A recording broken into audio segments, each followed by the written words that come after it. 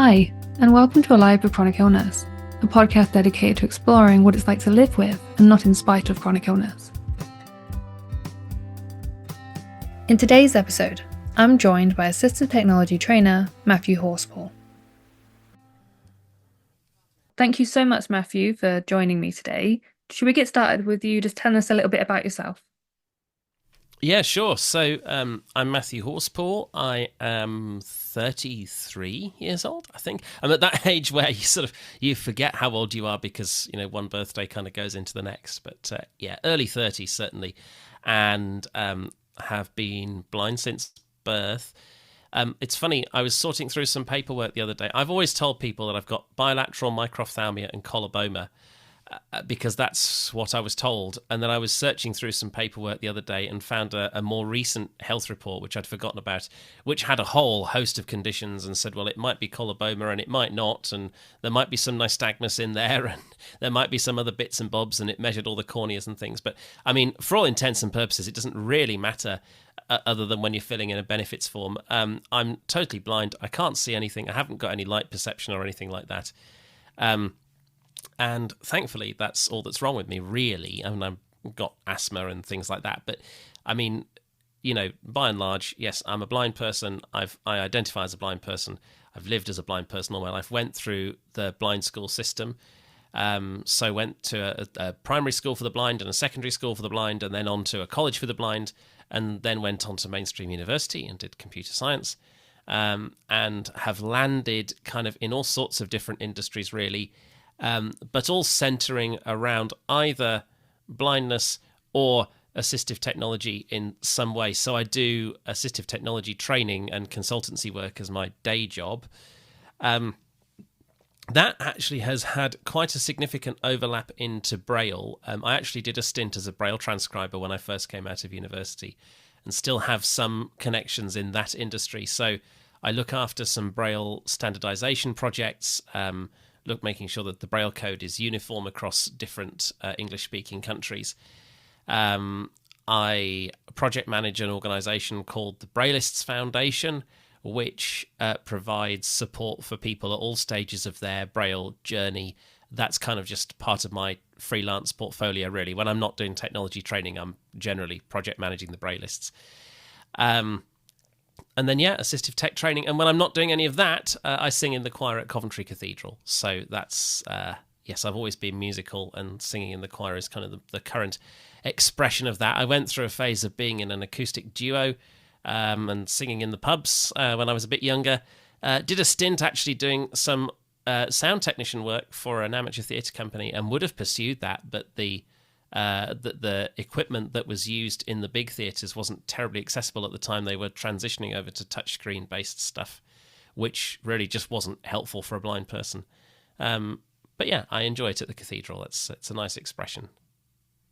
So you like to keep yourself busy then? So you could say that, I guess. Yeah. I don't know if I do like to keep myself busy as such. I seem to keep myself busy anyway, whether I like it or not. And I think I like to be useful, and I like to be productive, and I enjoy the normal bits of life. I mean, actually, I identify as a blind person. I spend a lot of time in the blind community, and I enjoy spending time in the blind community. I feel at home in the blind community, but there's something really good about being able to say, I mean, even the small things like, my training, quite often I'm travelling up and down the country to deliver that, anywhere from kind of London, Brighton. I'm off to Croydon at the weekend to do some training down there, off to Glasgow and Stirling in a few weeks' time to do some training up there, Bradford, Manchester, all over the place. And I live in Coventry. And to be able to do that by train, and sure, I mean, travel has its issues, but it's really nice to be able to do the really simple kind of normal things like that. I caught a train. So did everybody else around me.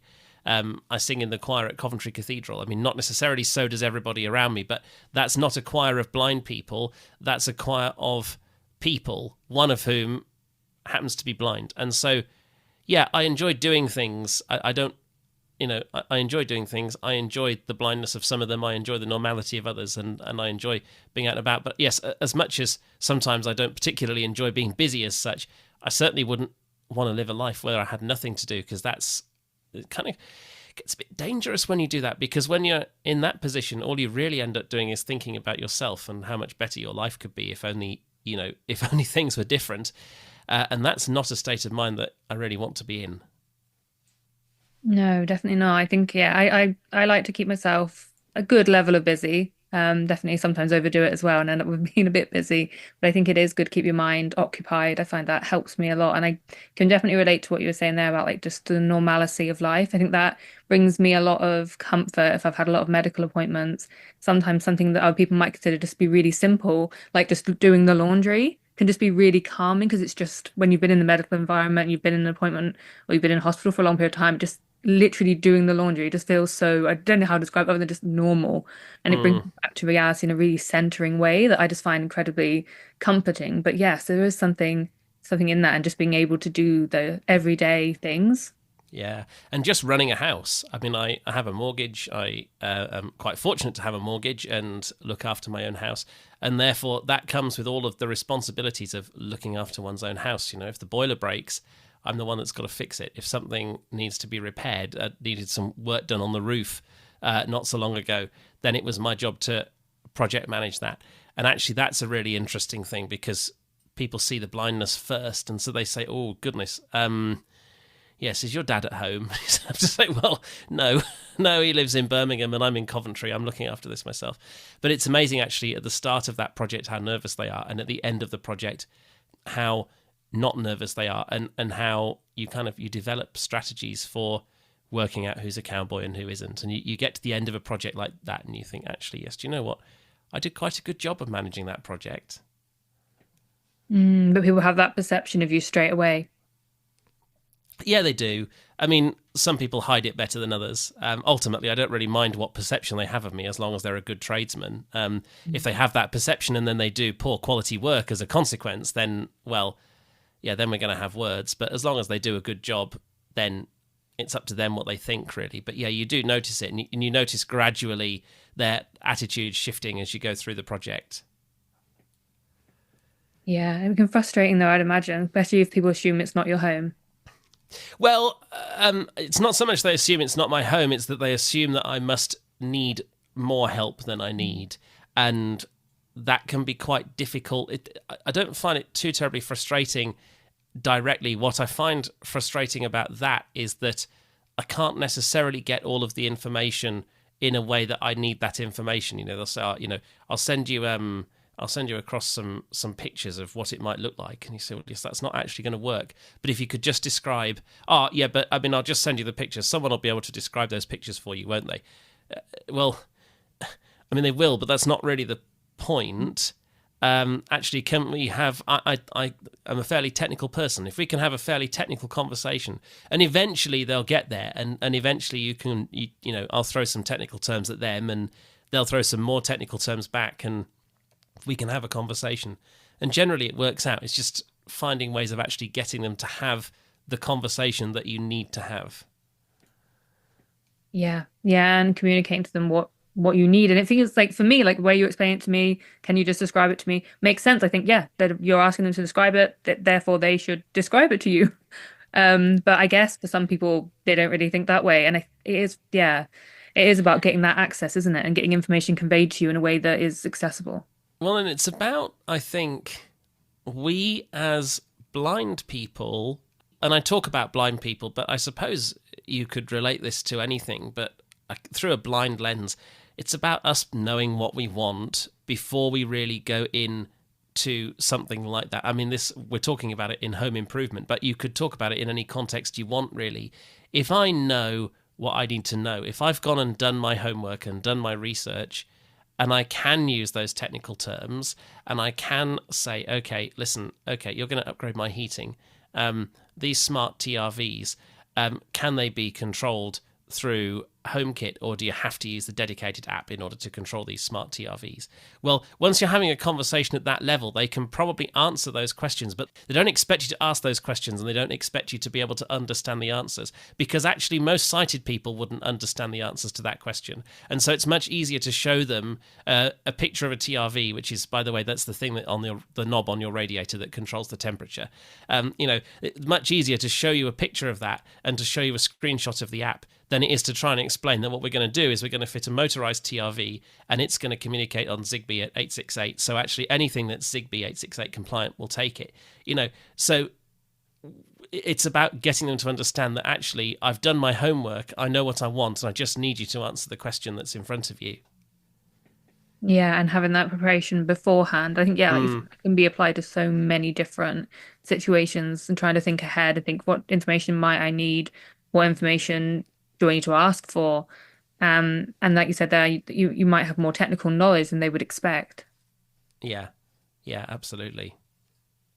Yeah, because I wouldn't have known what a TRV is until you described it, like you told me what it was. It's a thermostatic radiator valve, but it's the sort of thing where community really comes into its own, because what would I do if I didn't know what I needed to do? Well, to be honest, I'd go on a Facebook group. I wouldn't necessarily go on a blindness Facebook group. I'd start off on a Facebook group for people who were upgrading their heating systems.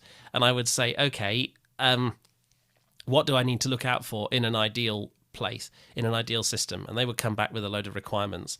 And then I might go onto a more specialized group like VI Talk, and I might say, oh, well, actually, no, then I'd probably research what systems were available. I'd say, right, okay, I need a system that does this. Here's some systems that people on this heating WhatsApp group or solar panels WhatsApp group or whatever WhatsApp or Facebook group or whatever. Here's what they've recommended. Now I'm going to go on to VI Talk, which is a Facebook group for blind people, and I'm going to say, right, I'm looking at having this done. These systems have come recommended. Can anybody tell me the pros and cons of this system? Does anybody have the Tardo system installed? Does anybody have the Hive active heating installed? Does anyone have a Nest installed? Can you tell me how it works from a voiceover point of view? Can you, can you record me some audio of you using it so I can really get a feel of how good this is? And then by the time I've got to the installer, by the time I'm making the inquiries for actually local people to install this kit, I've done so much homework that I already know what I want and I already know what I'm getting. I just want to know whether they can actually get it for me and install it for me. Yeah, and I think that's a good way. Well, I like how you described that and those steps that you go through to get that information. And online communities are a big thing for me as well. When I'm looking at anything, I do a lot of research first. And I think it is being in those communities that's made a big difference to different things that I've needed to access in the past. And having those people who maybe they might think of something as well that I wouldn't have thought of that will make it easy for me to access. Well, and real experts in a space and real experts sharing their knowledge in a space. So you start off with Facebook groups, which is just the community as a whole. And then there are blind people within the blind community who we know are really good at certain things. If I want to know about international travel as a blind person and what are my rights and how does this work, or if I want to know about advocacy or something like that, I'm probably going to go to someone like Connor Scott Gardner. Everybody knows Connor Scott Gardner in the blind world as somebody who really knows about advocacy and public policy and international public policy and international and all of this stuff. You're going to go to Connor for that without a shadow of a doubt, really. If I want to know about assistive technology, well, actually, increasingly people have come to me for that, which is really quite scary. But, I mean, I would go to people like Brian Hartgen and Dean Martineau and Jonathan Mosen and people, I think for blind people, most of those will be household names, particularly Jonathan Mosen, because he's done so much podcasting and things like that. You go to Access On, you'd go to Living Blindfully, you'd go to whatever podcast that was, Apple Viz for your Apple stuff. And so... yeah, it's about knowing where the community is. It's about knowing where the experts are. It's about engaging with those experts. And it's about the experts carrying on putting out content. I think, actually, if people are coming to me for assistive technology questions, for example, it's incumbent upon me to answer them for the benefit of the community. I don't necessarily have to answer all of it one-on-one. So, looking at things like the Braillists, for example, people are coming to me saying, okay, well, how do I enter my username and password on my Braille display? Well, I could record a webinar about that for the Braillists. We could have 50 to 60 people coming live. We could record the webinar. We could put it up. And then if somebody asks that question in the future, you're not having to take the time out of your day to answer the question, because you can point them at the webinar, you can point them at the transcript, you can point them at the handout and say, look, here's all the resources you need. Work through this, come back to me if you've got any more. And in doing so, that does two things. First of all, it lessens your workload. But secondly, it really it brings them there, and they may not actually be connected with that part of the community. So it connects them in with the community, and it brings them into the community and lets them ask questions of not just me or not just you, but everybody in the whole community, and therefore making the community bigger and making the community richer. Yeah, I really think that community is at the heart of living well with any kind of disability. And that's shared knowledge and that access to knowledge and being able to go on the internet and find resources like the ones that you've just mentioned and the things you've created and be able to see how these things are done and then be able to consume them in your own time. Because one-on-one might not necessarily be ideal for everyone. You might want to break it down into chunks and spend different time working for a video, and you get to go at your own pace, or whether you want to read the transcript or work through the handout. But it's there, and as like a community, we have this collective knowledge that we share, and I think that's a really beautiful thing. Yeah. And I think actually that does lead me on to something else, though. As a community, we have a responsibility to understand that all of those options are there. So I'm doing a webinar. I'm going too fast for you. The recording will be available. So actually, look, I'm sorry that I'm going too fast for you. And it is good to know that I'm going too fast for you, because actually, if I'm doing a webinar to 50 people and 40 of them tell me that I'm going too fast, that's useful feedback. I can adjust my delivery style. And so on the one hand, I do want to hear it. On the other hand, I've got an hour and I need to cover this content in an hour, and it is being recorded. And so actually, if you, as the person who's finding it too quick, if you could use your own initiative to go and listen back to the recording and find the pause button or the reduce speed button, actually, you're helping yourself and you're also helping everybody else. And so I think, as much as we need to accommodate people and we need to be cognizant of different people's needs, I think there's a need for the individual person to take advantage of all of those resources and all of those things that are available to them. And of course, in return, it's incumbent upon us to get that recording out in a timely manner. It's no good, okay, yeah, the recording will be available, slow it down. Yeah, but the recording wasn't out for 3 months. Well, that's no good to the person that needs the information now. So we do need to compromise on that. Yeah, exactly. And knowing that those things are there is really important, and actually having access to them and making sure that if you are putting out a webinar that if you're recording it, getting the transcript, things like that. I think that is really important that you've highlighted there, so that those options are there for people if you can't follow it live for whatever reason. So assistive technology, how long has that been like a major part of your life, would you say? Well, it depends really when you start measuring and what you call assistive technology. I was born in the 90s, so by the time I was at school, we're talking about 96, 97. By then, the personal computer existed. Whether or not you had a personal computer in your house was a different matter, but it existed and it was starting to really kind of come into its own. So for me, assistive technology has always been there for about as long as I can remember. And really, to be honest with you, there's been change. Of course, there's been change. But actually, fundamentally, the assistive technology that I was using when I was perhaps not 7, but certainly the assistive technology that I was using when I was 11, 12, is still fundamentally the assistive technology that I use now. I learned to touch type when I was in primary school. I transferred that knowledge onto a computer with JAWS, and that's kind of where I've landed. Sure, the computer at the time was running Windows XP and JAWS 4.5. We're now running Windows 11 and JAWS 2025, right? we used to use MSN Messenger. Now we're using WhatsApp and Facebook Messenger, and to a certain extent, Teams and Zoom and people like that. We used to use Skype. We don't use Skype anymore. But the fundamental assistive technology is still very much the same. Where it has changed is in the mobile space. I remember going on holiday to Cyprus when I was, 16, 17, somewhere around there. And in order to listen to my audiobooks, we'd sort of moved away from tapes by then, and we'd just about moved away from CDs by then, though only just. But I had to have a dedicated machine that was just for listening to talking books. And it was called a Victor Reader Stream, and it could do lots of things. You could load an audiobook onto it, and you could read it. You could also load a Microsoft Word document or a text file or a web page onto it, and it had a synthetic voice in it, and it could read that way. But you had to load the book onto it, and then you had to listen to it. Whereas nowadays, the mobile phone has really changed how we do that. The mobile phone allows us to access a lot more technology on the go. You don't necessarily have to preload things. I mean, the Victor Stream still exists, and it's still a fantastic piece of kit, but it fills a slightly different niche now. Like the Victor Stream, you would use a Victor Stream if you didn't want to be distracted by a phone, or if you wanted to retain the battery on your phone, and so to save battery life, you're using a specialist device, something like that.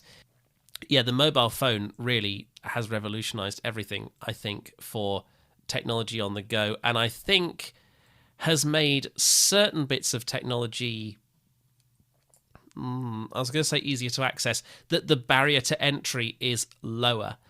I think the danger is, sure, the barrier to entry is lower, so you learn to do simple things very quickly. You don't consider doing complicated things, and I think that can hold you back, particularly in the workplace. I see quite a few people who are very, very competent on their phone, but and they say, well, I can do emails on my phone, I can do Word documents on my phone. Well, sure, but can you do collaborative Word documents on your phone? Can you handle Word documents with comments and track changes?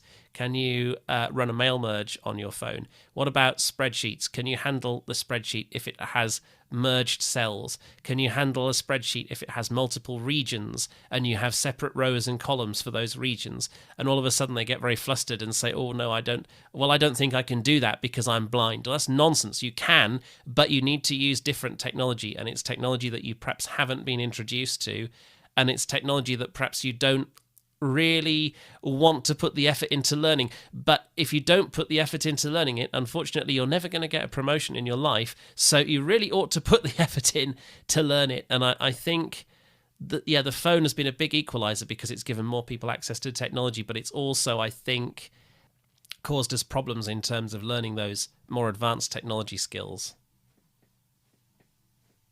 Yeah, definitely in terms of making it more accessible and potentially, do you think more affordable?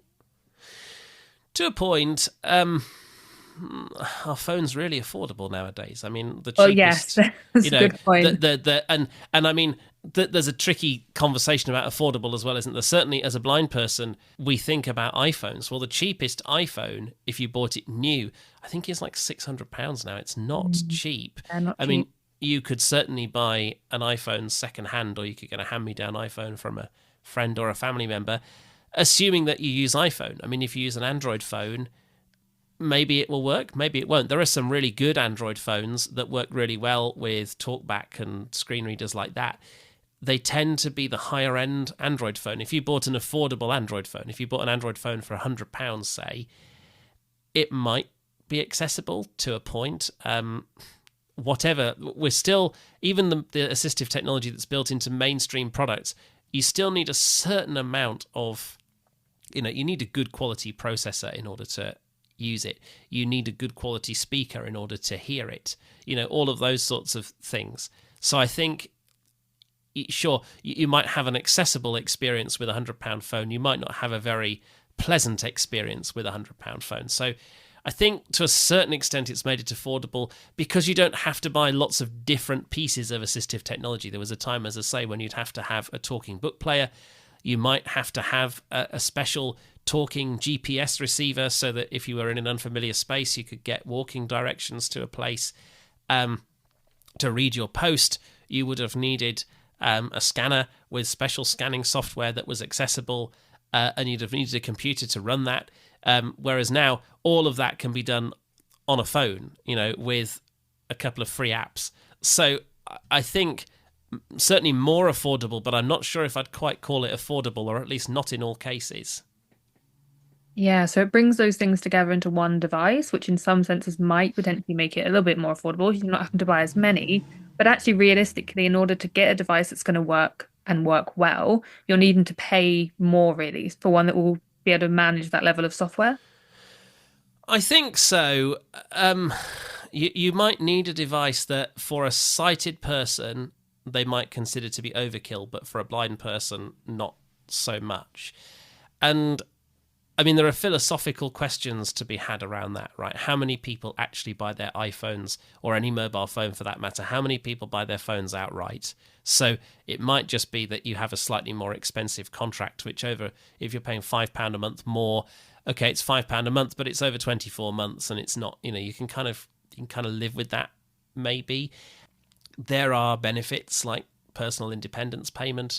Most blind people, certainly totally blind people, would generally qualify for the higher elements, so the enhanced rates of both the care component and the mobility component.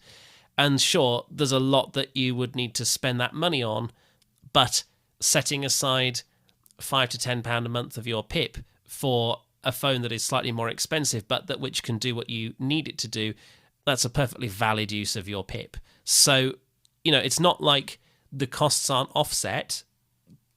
But then there's the socioeconomic problems of actually to what extent do blind people have jobs? To what extent do blind people have jobs that are of a comparable band to their sighted peers? So, for example, a blind person in their 30s and 40s might still be doing fairly low-level clerical work, whereas a sighted person in the same age bracket might have been promoted to team leader, to manager, to director by then.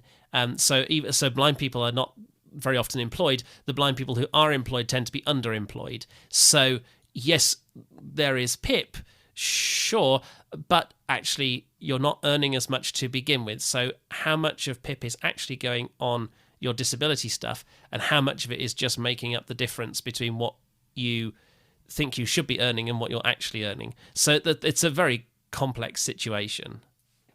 Yeah, the additional costs associated with living with a disability, yeah, they are quite substantial. And I don't think people often always realize how big they are and how they can add up. And it can be things like we talked about here, like you just need a different mobile phone with a higher spec to be able to manage the software, or else it's not going to be accessible.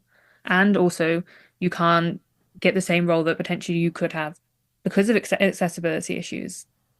Yeah, and I mean, there are things that we can do about that as blind people. I think it's very easy to fall into a victim mentality when you have a disability. It's very easy to say, oh, well, I can't do this because. And I mean, you have the social model of disability. The social model of disability, on the one hand, is brilliant because it puts the focus on society. It says, I am disabled because society has disabled me. What it also does, though, is encourages people to think about, I'm disabled because society has disabled me. And if you're not very careful, all of the onus for your disability and all of the onus for the way that you're going to manage your disability is put on society. So therefore, you very quickly fall into the trap of saying, well, I'm not going to do this because no sighted person would have to do this. And actually, it's society's responsibility to put me on an equal playing field. And to a certain extent, in a perfect world, actually, you're probably right. But in the real world, we have to live. And I think there does have to be some acceptance of the fact that as much as we would like it to be a certain way, it isn't always a certain way. And so, yes, you might not get that promotion because the job might not be accessible. To what extent is the job not accessible because they haven't made it accessible, versus to what extent is the job not accessible because you haven't put the effort in to learn? And that might be a big effort. That might be, 6 to 12 months of learning to type. It might be 1 to 2 years of learning a screen reader that you don't really want to learn. It might be, okay, I've grown up on a Mac because I really, really wanted to do music production, but I've not found a way into the music production space. Okay, to what extent are you going to say, right, well, actually, do you know what? I graduated from university 10 years ago, have been looking for a music production role. I haven't found one. To what extent are you going to say, okay, well, I'll spend the next 10 years keeping on looking, versus to what extent you're going to say, okay, clearly this isn't working and I need to find something else. But finding something else might then involve learning new systems and new processes. And you've got to put, you can't just say, well, because I'm blind, I've always used a Mac and actually a reasonable adjustment is to let me use Windows. Actually, maybe, but to what extent is it your responsibility to fight that, and to what extent is it your responsibility to just take the initiative and learn? And actually, if you learned and you put your heart and soul into it, actually you might find that those promotions come.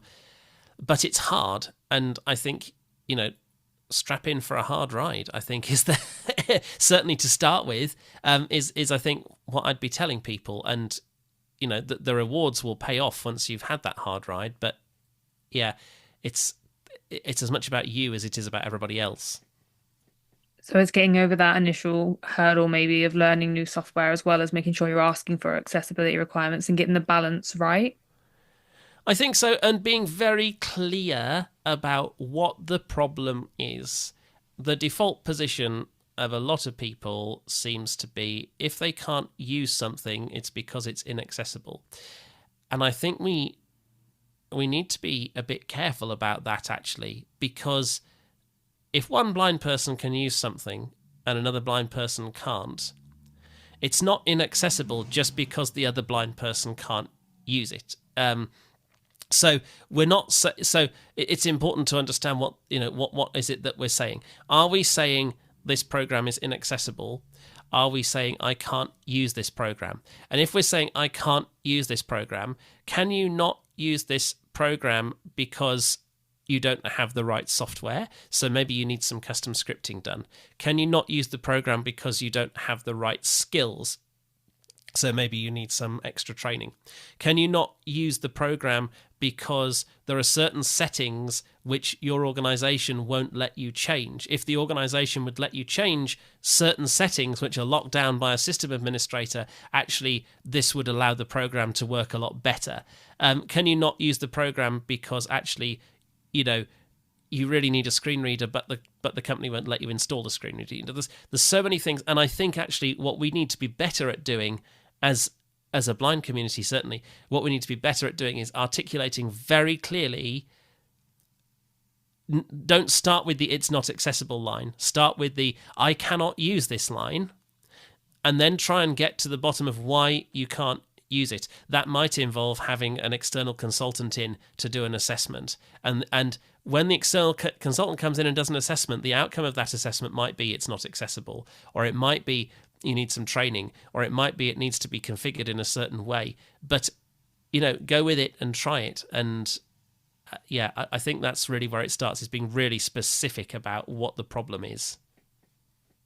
Being really clear that this is why it's not working and this is Yeah. where the problem lies, so that it can be fixed Yeah, and identified. and use the mechanisms that are available to you. So there is the access to work scheme. There are a myriad of problems with the access to work scheme. But if something doesn't work, if something isn't working for you, say, look, I can't use it. I would like to get some access to work funding for a scripting assessment, for example. And that's a tangible thing. It's not just saying, well, it's not accessible and you've got to do something about it. And I don't care what you've got to do and how much money you've got to spend, but you've got to do something about it. Actually, they have, but you could be helpful about it. You could say it's not accessible. It's going to take a long time because the system is slow, but I think we ought to get some access to work funding in for some training, for a scripting assessment, for a whatever assessment.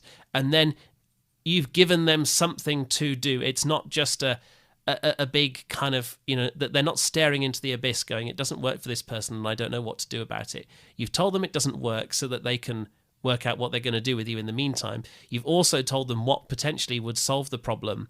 And even if you don't know all the answers, you've passed them on to the scripting assessor. It's then up to the scripting assessor to say, well, it doesn't necessarily need scripting, but it would really help if this person had this. And then they've got answers, and they're less likely to be standoffish with you because they know what it is that needs to be done.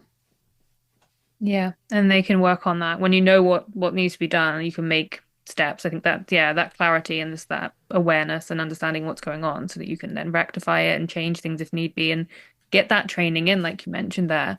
So on the topic of training, do you work with a lot of people who have just started a new role? Do you find that if they're coming to terms like using a different software, it takes a lot of their, I guess, induction period. We all have like when we start new jobs, we're learning this whole new job and we're learning how to do different stuff. Does it fit in quite well? Are they able to get those within their working hours, or do you find people are often spending additional time outside what you would do during a typical induction if you weren't disabled? Yeah, so typically they should be doing it in their work time. So the way that Access to Work works is that it will fund the things that are beyond a reasonable adjustment. So if you need to do a job and you need specialist technology to do your job, and that specialist technology is going to cost thousands of pounds, it's not appropriate to ask the employer to stump up the cost of that thousands and thousands of pounds worth of technology, so Access to Work will come in and pay that bill. And sometimes it can be that high, by the way. Sometimes you have someone that needs a Braille note taker, that costs 5,000. They also need a copy of JAWS, that costs 1,000. So you're already at 6,000 before you've even started. And that's before you factor in any other technology they might need. Don't worry, Access to Work will sort that. Access to Work isn't going to buy you a laptop because every other worker would need a laptop. And if your employer needs a slightly higher spec laptop because of the job, then it's the employer's job to supply the higher spec laptop. And it's the same with the hours, really. Access to Work recognises that the employer shouldn't necessarily be paying over the odds for training. They wouldn't have to pay for training for anybody else because they've got the induction videos that work for everybody else. So Access to Work will cover the cost of the trainer, unless the employer, employs a lot of people and has a lot of money, and there are exceptions to every rule.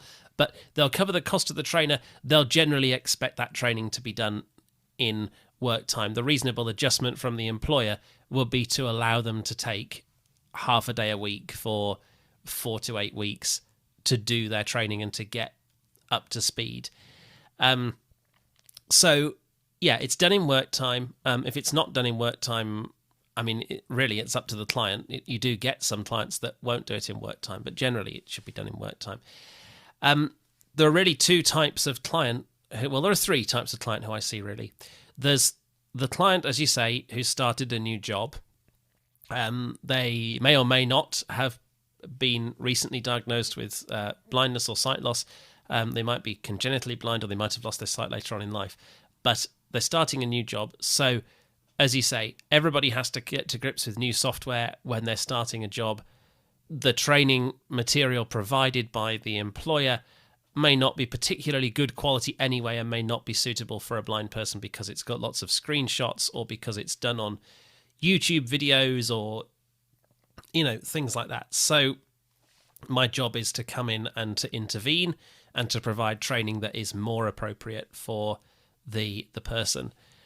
The second type that I get is somebody who's been working in a job for a number of years, and the job has changed, or the way in which they do their job has changed. So we had a lot of this actually coming through the pandemic, where they were working in the office all the time, and yeah, we kind of had Teams, but didn't really use Teams because everything was done on the network and whatever.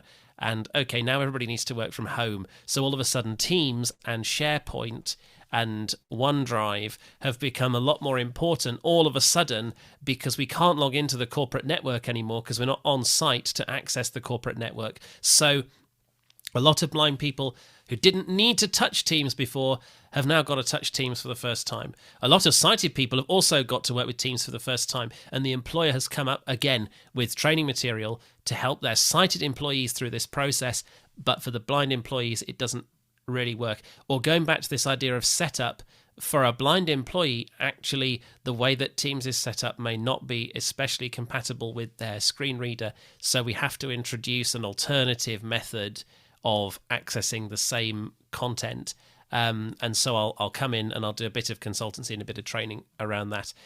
And the third type of person that I see are the people who have been doing the job for a long time. They're very familiar with the job. They've been doing that job as a sighted person. And all of a sudden, they have realized that they're starting to lose their vision. And sometimes that vision loss is sudden. Sometimes it's gradual, but they've gone, oh, actually, I can't see as much as I used to, so maybe I need a slightly bigger screen. Oh, I still can't really, or maybe I need to use the magnifier app on the thing. Okay, that's, it's gone down again. Maybe I need to do some higher contrast. And so they've introduced over a period of sometimes several years lots of their own kind of strategies, but they've eventually got to a point where they go, no, actually, do you know what? It doesn't matter what I do. I just can't see the screen at all anymore. And I need to transition over to doing things as a screen reader user. And I'll tell you what, that is the hardest of all of them to do, because sometimes they haven't emotionally accepted that they can't see. That's the first problem. That they realize that they can't see the screen, but that's as far as it's taken them. They haven't realized that, well, if I can't see the screen, I might not be able to see this or this or this or this. And so they won't identify as blind, or they won't identify as visually impaired. They just say that they can't see the screen. And so there's an emotional problem there. And sometimes they're trying to learn how to use a computer without the screen, without coming to terms with the emotional upheaval of the fact that they're losing their sight. And what also happens is they're in a job, right? That they're doing a desk work job. They might be an administrator, they might be a social worker, they might be a project manager, they might be whatever they are. They're in the job. They're doing the job. They've got people who report into them. They've got clients. They've got a working pattern, and all of a sudden, they've got to disrupt their very busy, very high pressure working pattern so that they can introduce this very intensive JAWS training into their schedule. And they discover that actually, in order to learn how to use JAWS, not only have they got to do the training, but they've got to practice. And they've got to learn all of the, they may not have been touch typing before. They may have been looking at the keyboard and pressing keys. And all of a sudden, they can't see the keyboard anymore. So they've got to learn to touch type. And they've got to learn all of these keyboard commands. They've got to not use the mouse anymore. And their whole way of using the computer has changed around them. But it's very hard for them to get time off work in order to cope with that, because A, while they're off work, who's going to pay them? And B, the funding for the training comes from access to work, which is an in-work benefit. So as soon as you stop being in work, you stop qualifying for access to work. So you end up having to train them in very fundamental stuff where really we ought to be pulling them out of work for a year or two and just letting them get up to speed with the technology. But they're not necessarily emotionally ready to pull out of work for 2 years, but even if they were, they can't because of the way the funding system works. Yeah, so really some kind of system where, like you said, there we can support people for a couple of years so that they can have, enough money to live on, and take time to adapt both emotionally, but then also to the new software and learn these skills, or even some kind of pre-work funding. So you can actually learn these skills before you join the job. So you're joining with that knowledge already there, which might help with a bit of confidence. I think so. And I think it's a controversial opinion. I think some people would find it useful and some people wouldn't. But I think we need to look again at this idea of centres, specialist centres. I'm not necessarily saying that whenever somebody is blind, regardless of where they live in the country, we're going to ship them off to Torquay or like some remote place in the country, some island off the off the coast to go and learn this stuff. I'm not necessarily saying that. It would be nice if we had regional centres maybe, but I do think we need some centres of specialism where people can go, whether that's for a week, whether that's for 2 weeks, a month, a year, whatever it takes. Maybe if you live in Coventry or Wolverhampton or whatever, you go to the centre in Birmingham. But, we need to actually immerse people in this stuff. We need to get them the peer support. We need to get them the specialist skills. We need to get them all of the soft skills that go around it. Yes, okay, we've taught you how to use your computer, but you've only just become blind, so you don't really know anything about the level of self-advocacy that you're going to need as a blind person. So we need to teach you this stuff. We need to teach you all of this stuff that I just said about how to articulate what it is that you need. We need to teach you how to articulate that. How do you articulate that correctly and precisely, and how do you do it without being rude? And what do you do if something doesn't happen? What is an appropriate way to escalate that, and what support is available to you in order to do that?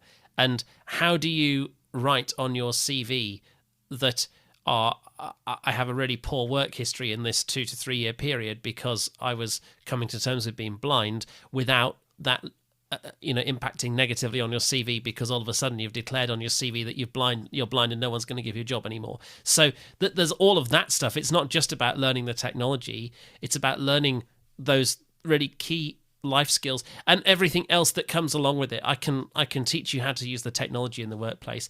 That's useless if you can't get yourself into the office and you can't navigate around the office. So you need mobility training, you need living skills training, you need training on how to use the train as a blind person, you need educating on how assistance works, and you need to be told that it's okay to use it, because you don't, as a newly blind person, you think, oh well, maybe I'm just being a bit of a burden, really, and maybe they could be helping someone else. No, actually, you're entitled to this and you need it and you must ask for it. And so all of that really needs to be taught. And I think there is merit in sending people away, once they're ready for it, sending people away for some intensive training to teach them all of this stuff.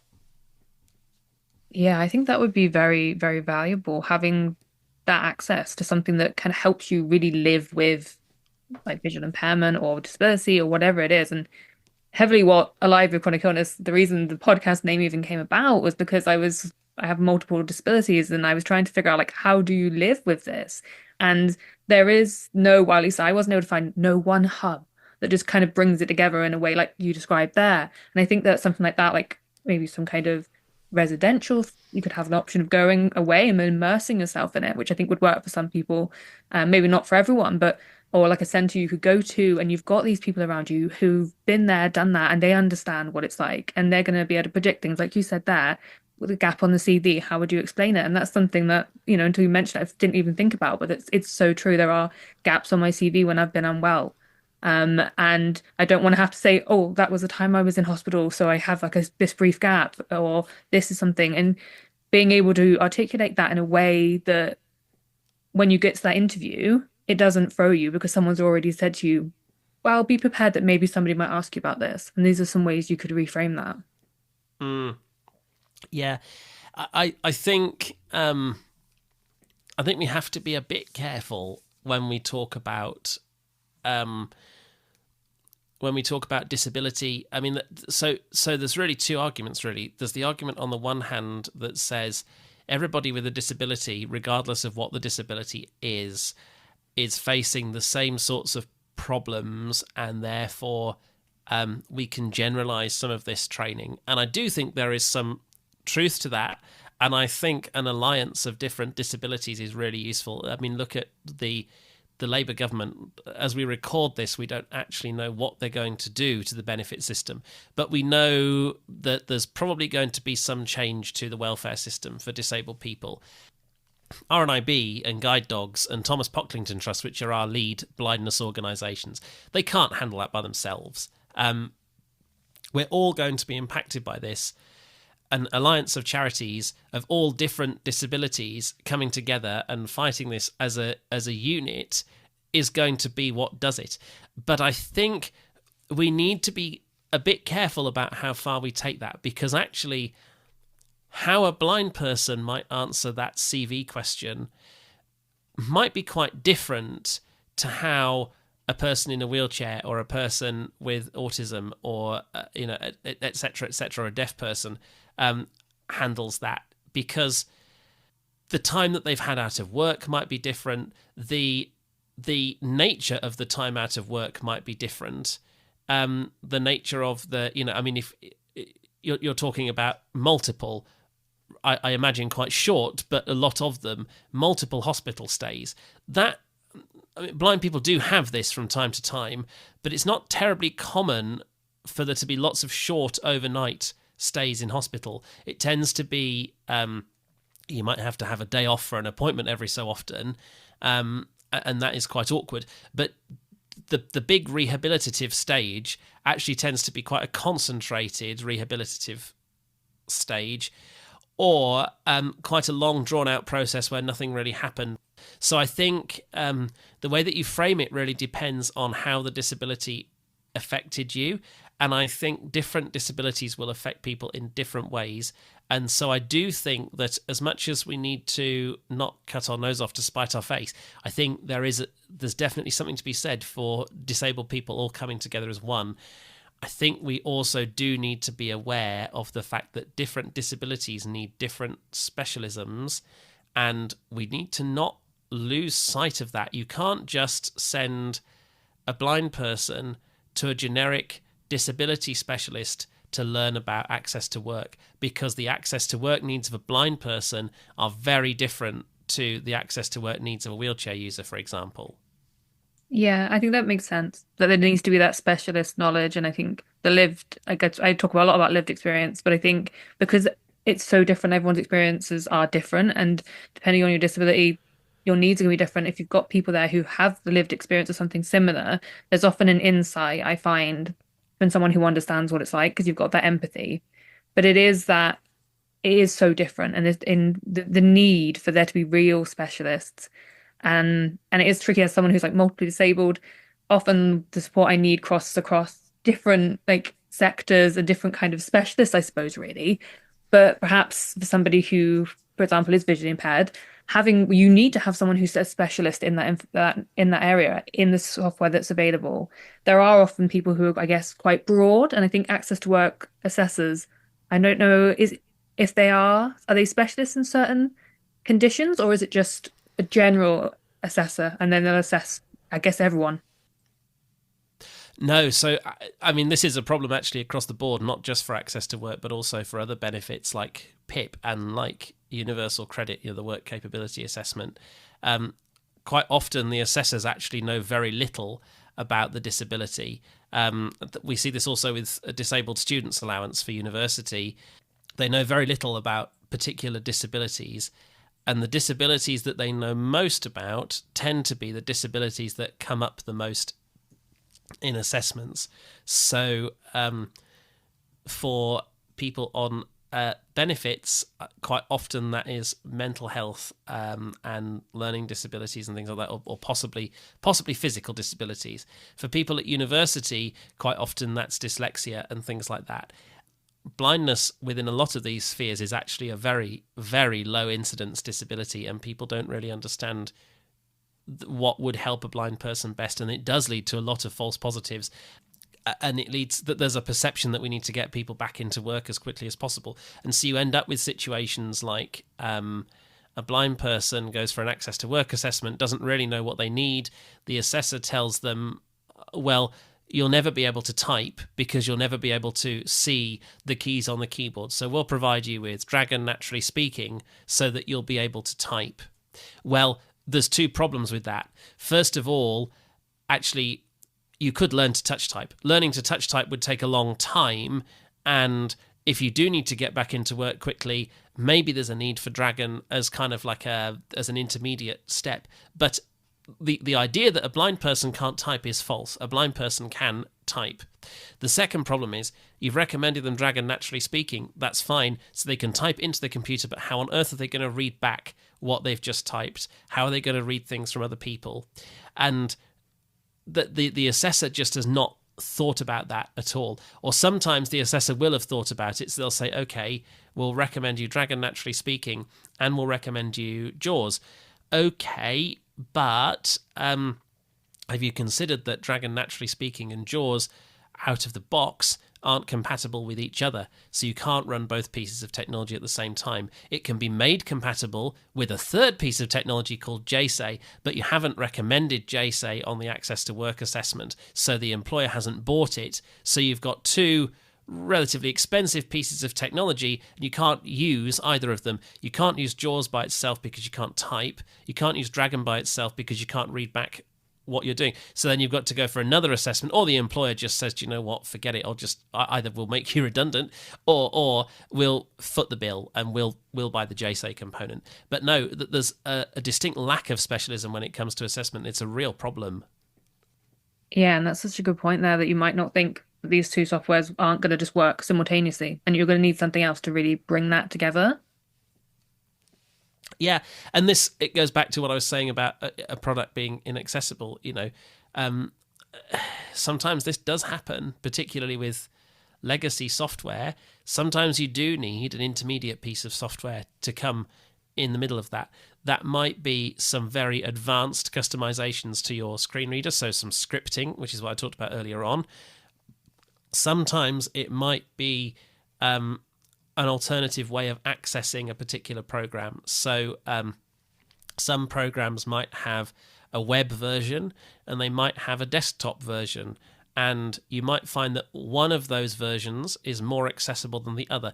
Generally, it's the desktop version that's more accessible than the web version. But sometimes, particularly for database systems, sometimes it's the other way around. Sometimes the web version is more accessible than the desktop one. So it's about being able to use whatever works for you. A lot of soft phones, thinking of things like 8x8 and Jabber and of iCloud and things like that. Some of those online phone software platforms work really well if they're connected to a physical, networked phone, or if they're connected to an iPhone but don't work terribly well at all on the computer. So, if the assessor had an awareness of all of these nuances, the assessor would be able to recommend really good technology, but the assessor doesn't. And so if you don't have any knowledge of it and the assessor doesn't have any knowledge of it, then quite often, not necessarily intentionally, but quite often you're set up to fail because the technology is not in place to support you. So this is where that kind of pre-planning, having a little bit of look into in advance what you might need prior to the assessment might be helpful. Yeah, pre-planning and specialist training. If you've been to specialist training in a residential setting and you've learnt how to type and you've learnt about JAWS and you've learnt how to use Outlook and you've learnt how to use Teams and you've learnt how to use Word and Excel and the internet, and then you go for an access to work assessment and they say, well, I think you need Dragon, you're then empowered. Oh, and by the way, you've had that advocacy stuff. You're then empowered in the access to work assessment to say, no, actually, I don't, because I know how to use all of this stuff. What I actually need is JAWS, and what I actually need is some, a few half days of training to get me up to speed on the internal software of the company that I don't know at the moment. But, once you know what you're asking for, you're then empowered to ask for it. Oh yeah, absolutely. I feel like knowledge is such a power, isn't it? And having access to that knowledge, and even just from our conversation today, I've learned so much from you. And I think it's really valuable that if you are getting ready for an assessment, that you can now think about, okay, I knew that I maybe wanted some software to allow like as a screen reader, but actually I now need another software that will connect everything together. And now I know what to ask for so that I can have a better chance of having the assessment and actually getting the software I need, rather than then realizing I don't have it and then having to go through potentially a drawn out process to get that piece of software that will actually just allow you to use it. Yeah, absolutely. And a really actually quite embarrassing process, because sometimes you can have a situation where access to work's recommended completely the wrong technology, and so your employer's just spent all this money on all this technology and got the reimbursement from access to work, and then you realize it still doesn't work, and then that can actually be quite a debilitating conversation to have with your manager, to say, well, I've tried this and it just isn't working. And it's a very difficult conversation because as far as your manager is concerned, it was a professional assessor who recommended this. So, that's a bit like if your doctor tells you what's wrong with you, you wouldn't, sometimes you would, sometimes you'd ask for a second opinion. But if your doctor tells you it's wrong with you, generally, look, the doctor's told you what's wrong, so therefore you get on with what the doctor says, particularly when you're at the hospital stage. You might have a conversation about it first, but generally what the doctor says is wrong, and the treatment that the doctor recommends is the treatment that you go with. So it's the same in the access to workspace. A professional assessor has just come in and said, this is what you need.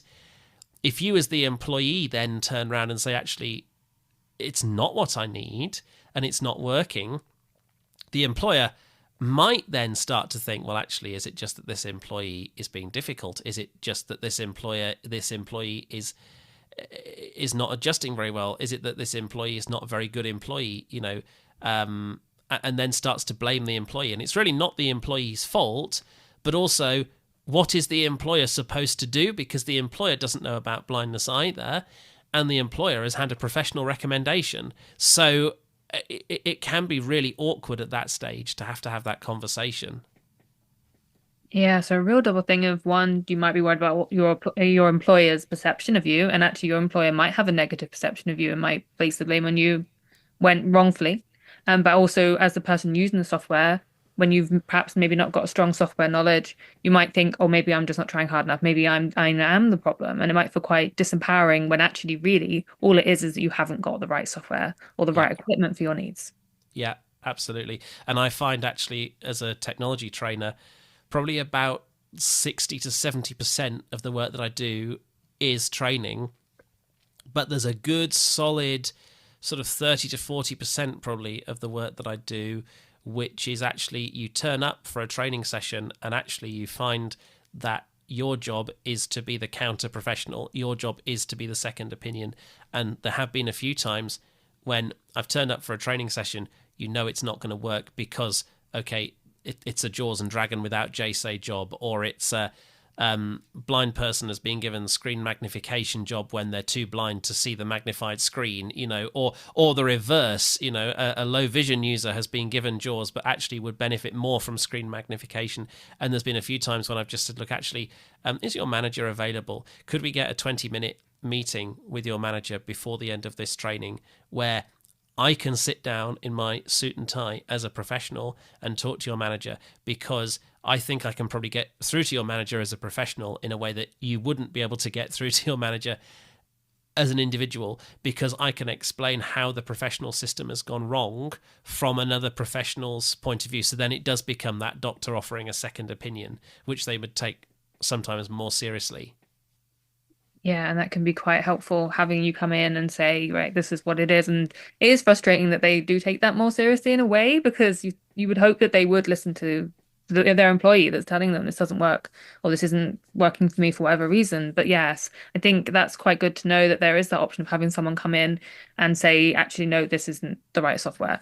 And you can have that. So just like sort of like a second opinion, really, actually.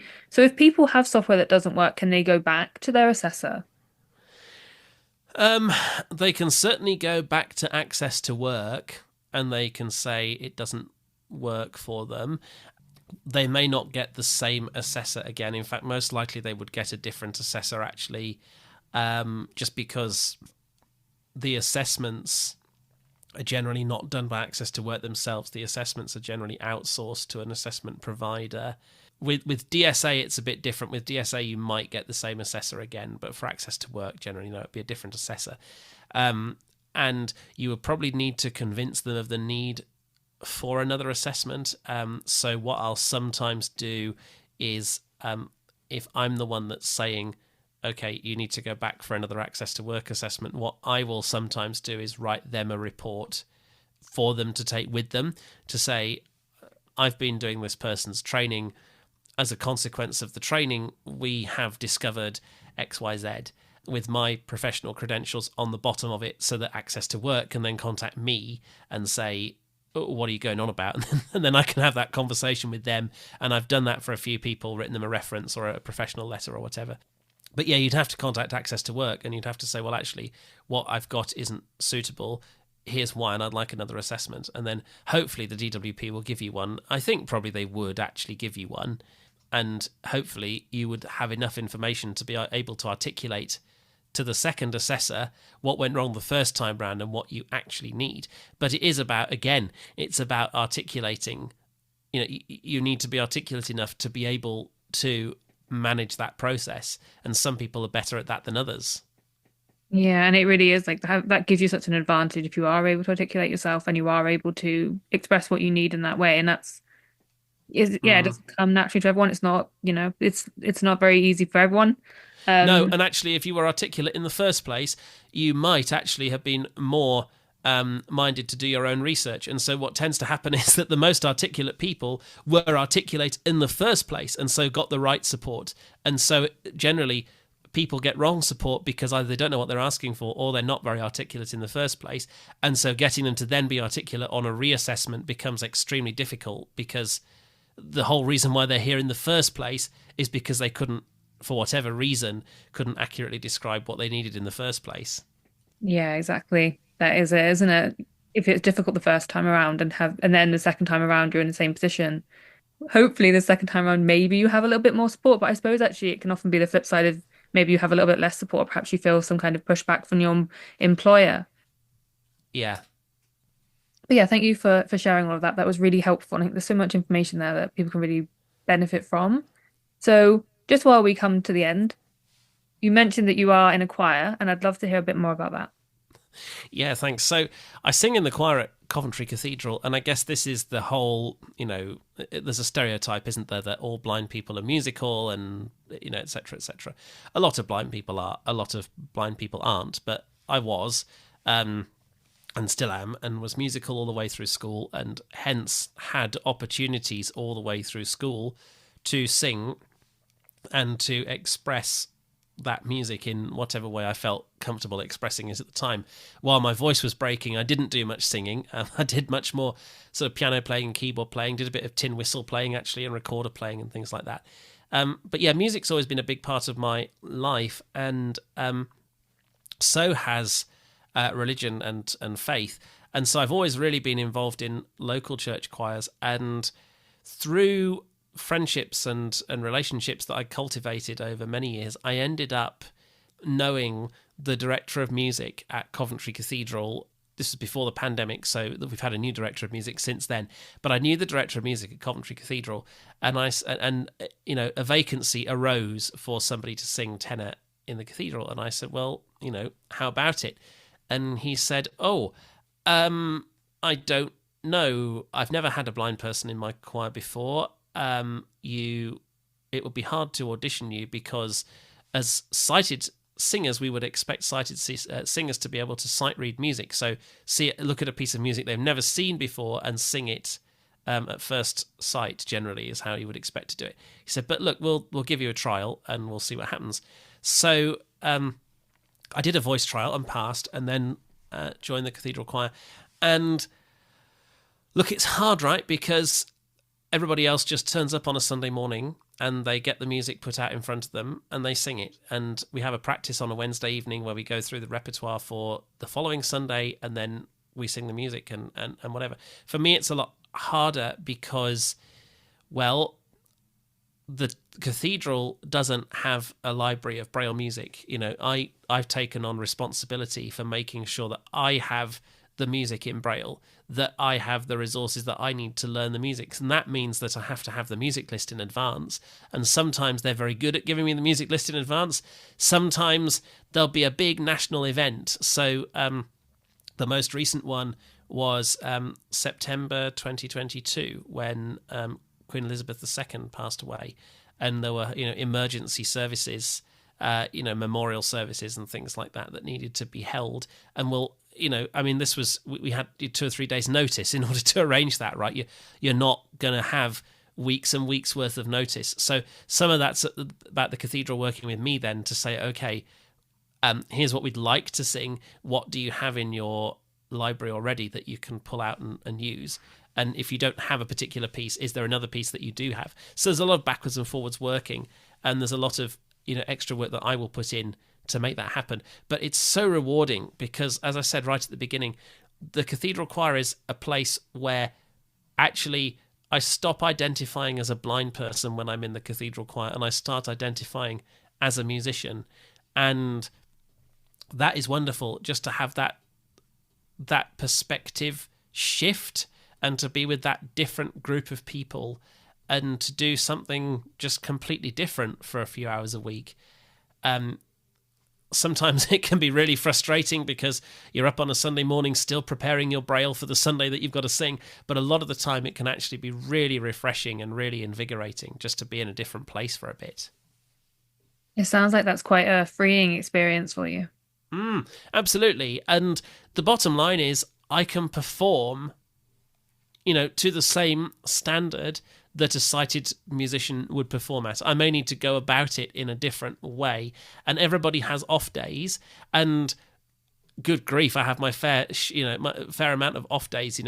Oh goodness, we're doing a piece of music that's being commissioned by the cathedral, and so it's not available in Braille at all, and you've got to make your own copy. And sometimes making your own copy involves listening to the person next to you and copying them. So, well, goodness, you're not going to be very productive in the first practice of that piece because you're just listening to other people sing. So yes, lots of off days, but when the chips are down, I'm performing, on the same level as a sighted musician. And as I say, it's more about the music than it is about the blindness, and it's very liberating. Yeah, it sounds very powerful. I think yeah, it is nice to be able to do things that make you feel free and passionate and alive. And it's a wonderful, I think it's a great way to end this with things that make us feel alive. I think so, and maybe it's music, and maybe it's not. I know a lot of blind people who do tandem cycling or walking or running. Someone who I work with at the Braillists, Dave Williams, he's just completed, I forget how many marathons now, but he's just done the Tokyo Marathon, and it's a long string of marathons that he's done as a blind person with a guide runner. And there are plenty of other people who've got similar stories to tell. But yeah, it can, sometimes you can get caught up in how to live life as a disabled person, and actually just having something that you do where you can take the disability out of it, whatever that happens to be, something that you do for the fun of it, for the enjoyment of it, in which you can do without worrying about, about the blindness or about the disability. That is really, really important, I think. Yeah, absolutely. And thank you so much for coming on today and chatting to me. It's been great. No problem. Thank you very much for the opportunity. To learn more about Matthew and his work, check out the information in the description. And as always, thanks for listening.